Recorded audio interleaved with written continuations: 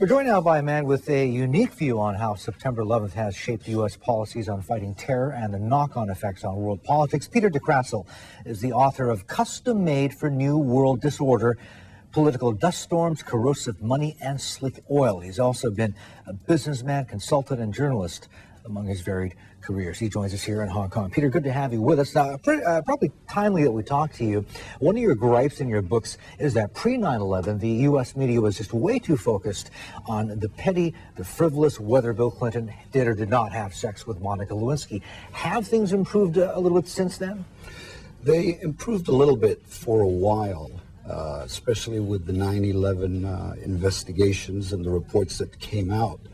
And I think a lot of the details that have been brought to the public's attention about all the pre-9/11 misjudgments and mistakes.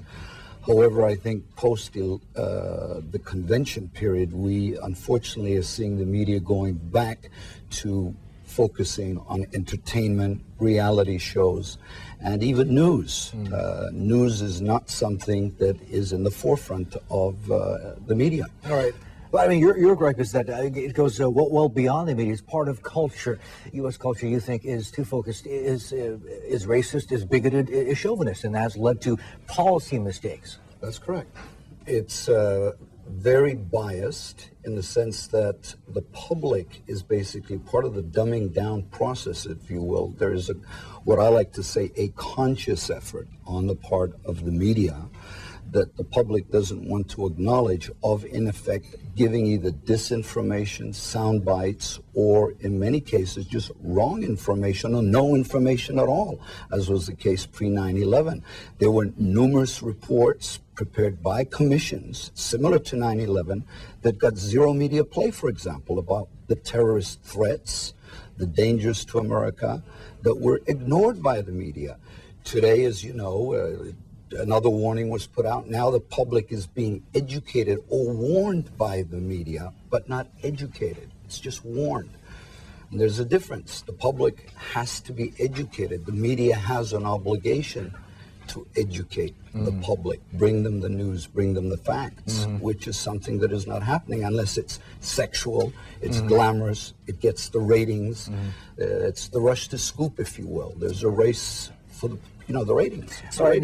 Now, in your book, you think a lot of other things are not happening, which should be happening, among which should be reform in campaign politics.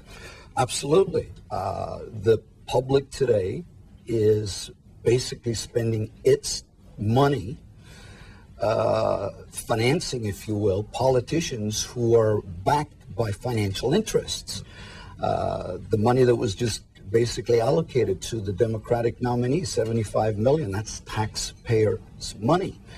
And my complaint is that it is time that money is taken out of politics and politicians out of fundraising, because most politicians spend their time either running for re-election or fundraising. They don't do the job they're elected to do. And it's time that money is taken out of politics, have all candidates at all times be publicly funded, as opposed to having financial companies and individuals bankroll politicians who then in effect have to pay them back. Or accountable. Sure, understood. Peter, we'll have to leave it there, just out of time. Good to talk to you. Thanks, Mark. Thanks for having me. Peter de Krassel there, the author.